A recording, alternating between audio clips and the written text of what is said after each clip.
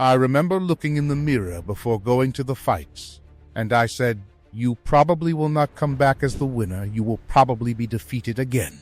But when they raised his hand, he's going to have difficulty getting it up, which meant I was going to give him a very tough fight. In the 1980s, the world witnessed the meteoric rise of a fighter under 6 feet in height, who, with an unusual boxing stance, could let loose rapid clusters of punches with a speed unfathomable for a man in the heavyweight division to possess. But before the name Mike Tyson became universally known, he was tucked away in obscurity under the tutelage of legendary trainer Cus D'Amato, learning the famed peekaboo boxing style. But exactly 30 years before Tyson would lay claim to the heavyweight title and bring his style to the main stage, another D'Amato-trained fighter stood atop the heavyweight Division I with equal fame, fortune, and fast hands.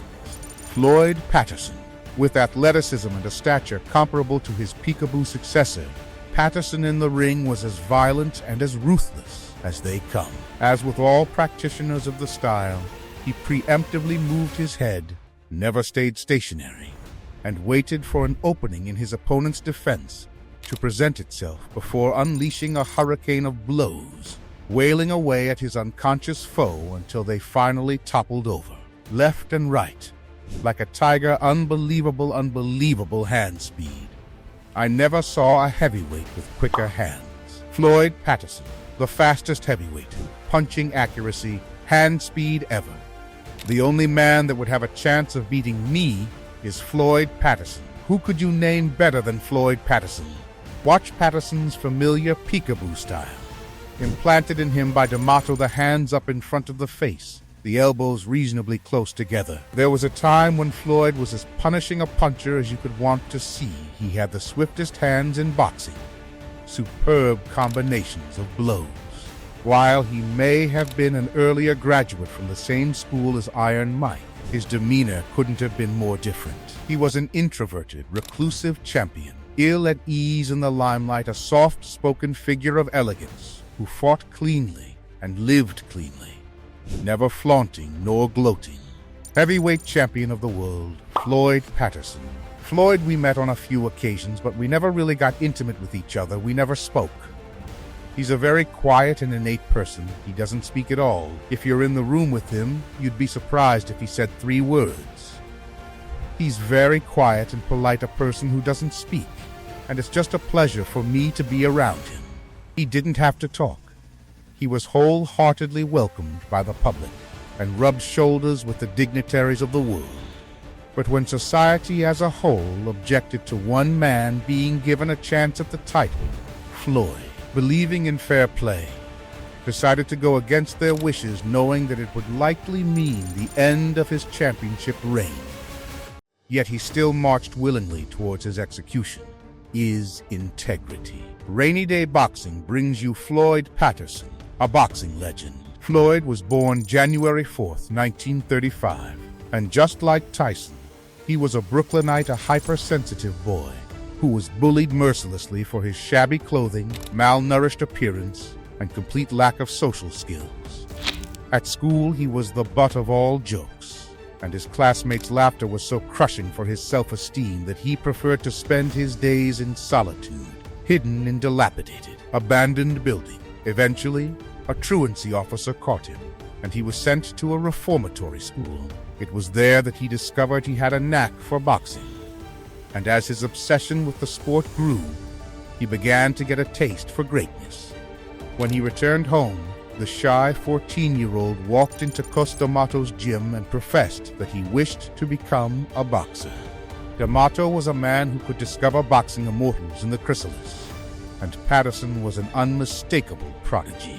We're speaking of a fighter who was full of enthusiasm, interest, and dedication, and as I said, the punching power to knock out anyone he hit. I didn't care who you were. He could hit anybody on the chin and take him out. At that time, perhaps the most dazzling knockout artist ever seen in the amateur circuit. His opponents had to be something special just to hear the final bell. With murderous intent in every punch, he poleaxed each foe on his way to claiming a gold medal in the 1952 Olympic Games. I don't know anyone who's won Olympic titles who must not have the skill, competitive spirit, and other qualities necessary to be a champion.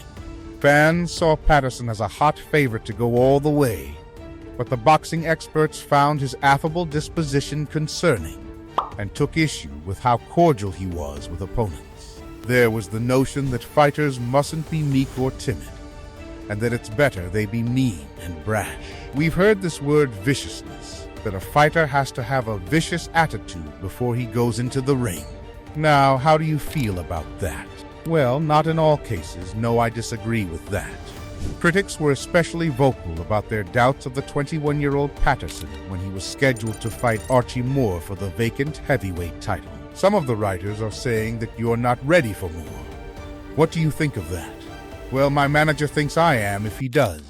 I do too. Having made a study of Archie Moore's extraordinary tight-like defense, in which his arm would be across his body and his other arm across it as well, he would watch.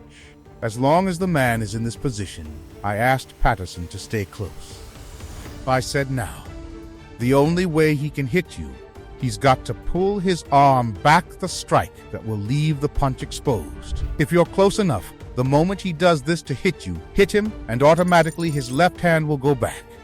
When he moves this hand back, hit him here, this goes, and you leave him right there all night. That's what happened. Patterson standing directly in front of Archie without getting hit was comparable to a swimmer being able to swim without getting wet. Moore, being the trickiest fighter in the game, knew how to manipulate opponents into making the moves he wanted them to make. But Archie had never encountered this new peekaboo style, and was perplexed by Patterson making defensive maneuvers even before Moore had decided to strike. You can see that this kid certainly learned his trade. Floyd is too fast for Archie, and he has that good peekaboo defense, and he jabs. Now Floyd is still looking for that opening there. A terrific left hook drops Moore. What a shot, he doesn't know where he is. It's all over. There's your new champ. Floyd had come a long way to stand at the top of the world, and for men in that position, the fame and adulation can be intoxicating, but that was not the case for Patterson. He remained an unassuming man of modesty. Nothing from his past was beneath him. To the public, Floyd was representative of all that was right with the world. For 3 decades, Floyd held the title as the youngest man ever to win the heavyweight championship. But another distinction that Patterson holds is that of all the heavyweight champions. None were knocked down as many times in their career as he was. He may not have had a granite chin, but there was no quit in Floyd, as he arose from the canvas more times than any other man. In his 5th title defense, his determination was on full display. As Patterson was floored 7 times in the 3rd round, it was a shocking sight for the audience to see such a champion being continuously sent to the floor, but he never allowed himself to stay down, eventually being finished on his feet. Floyd had never enjoyed being seen as special, nor had any desire to stand out in the crowd, and now he stood out as a failure. Just as he had once removed himself from society by hiding in vacant houses, Patterson again decided to hide himself from the world. He withdrew to his home, closed the blinds, and stayed indoors for months, leaving the house only on a few occasions while wearing a disguise. In his self-imposed exile, Floyd watched the new champion belittle him on television every chance he got. For the next 9 months, Patterson lived a monastic existence, training in solitude. No man at that point had ever regained the heavyweight championship after losing it. Despite many of the greatest champions having attempted to do so, the ex-champion was expected to come up short. But in the days before the rematch, those around Patterson said that he had a rage in his eyes that they had never seen in him before. Floyd fought with a detached viciousness, showing no signs of compassion, as he battered the man who robbed him of his pride and title. Down goes 8. 9. History is made. History is made. Leaping across the ring, he delivered a picture-perfect left hook, that left his foe lying on the canvas unconscious and twitching. Redemption was gained in front of 50,000 spectators, and history had its first ever two-time heavyweight champion of the world, an achievement as prodigious as the punch he landed. While the heavyweights of the 50s were significantly smaller than today's heavyweights, Floyd was considered small for the division even back then.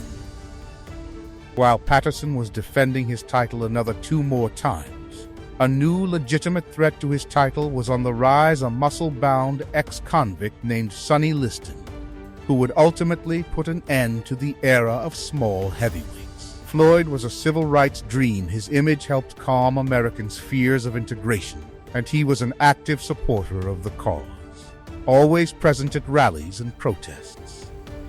Liston, however, with his criminal record and known ties to the mafia, unsettled white America.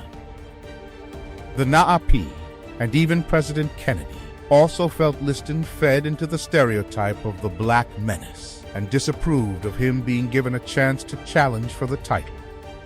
Do you feel that Liston is a capable opponent? I'm sure I feel that he's a bit above and beyond. I personally think that he has every right to fight for the championship, despite his unfortunate background. Patterson would have faced no criticism for sidestepping Liston, but remembering that he had also shown little obedience to the law in his formative years, he believed that rehabilitation and redemption were possible for a man like Sonny. He also knew that defending your title against the worthiest challenger is an obligation that a champion cannot circumvent. The inevitable question, what next? Sonny Liston? As of now, Sonny Liston is the #1 contender. I've always said that if there is another man out there that can really, honestly beat me in a fair and square fight, as much as it hurts, I'd rather see him with the title than I. If Patterson seemed to have a pre-acceptance of his defeat, it's because he knew the outcome the moment he decided to give Liston a chance. As he squared off against his menacing foe, he was overwhelmed by the reputation, losing the ability to follow any pre-planned strategies. Nothing could stop the title from changing hands after only 2 minutes and 6 seconds. Patterson's time as champion had come to an end. I'm very, very sorry about what happened here tonight. I had hoped I could give all of you, as well as the people all over the world, a much better fight. I think that if the public gives Sonny, like I've always said, a chance, I think that he will wear the championship probably just as good as I have, not better. I think he has qualities that are good. Give him a chance. Floyd, with his never-say-die attitude, fought on, and it was in the next decade that he would prove his legitimacy as a truly great fighter in the heavyweight division. Against this new generation of heavyweights, he was sometimes outweighed by up to 30 pounds, making his speed even more problematic for opponents. An aging Patterson gave champion Jimmy Ellis a sound beating, but was robbed that night of being a 3-time world champion. In '65, he fought Muhammad Ali with a slipped disc, rendered immobile. Yet he refused to quit as Ali taunted and tagged him for 12 rounds. A rematch between the pair in the '70s showed what a healthy Patterson was capable of, giving perhaps the finest display of the peekaboo style of boxing. Floyd did connect there, and the crowd loves it. That left by Floyd, that right by Patterson. Patterson connected again. Patterson is really up for this fight. Patterson, quick to take advantage of Ali there. And now it's no fluke. Patterson's making a good fight of this. The crowd yelled as Floyd got in a right. Fighting courageously, this crowd belongs to Floyd Patterson. As is the unfortunate case for many fighters, Floyd's losses have been better remembered than have his victories. But he made his name by knocking out formidable men in the toughest division, while not being a true heavyweight himself. A gentleman who was anything but gentle in the ring. He was exactly the champion that his generation hungered for. To be a champion truly accepted by the people, one must wear the crown with the dignity that the title demands. And perhaps no champion represented the sport with more integrity and honor than Floyd Patterson did. Did he ever hurt you? Twice with a hard left hook, a right punch, and a body punch. Overall, he's a good fighter. He's done so much for the game, fought for the world heavyweight title, and I think that Floyd Patterson is the fastest thing on 2 feet, if anyone ever asked me. I'm sure you're happy over Patterson's attitude, his willingness to fight for you. He said some nice things about you, Sonny. Yes, he did. I really was surprised that he stood up for me like he did. Ladies and gentlemen, a great young champion and a fine young citizen. Let's have a very big hand for Floyd Patterson.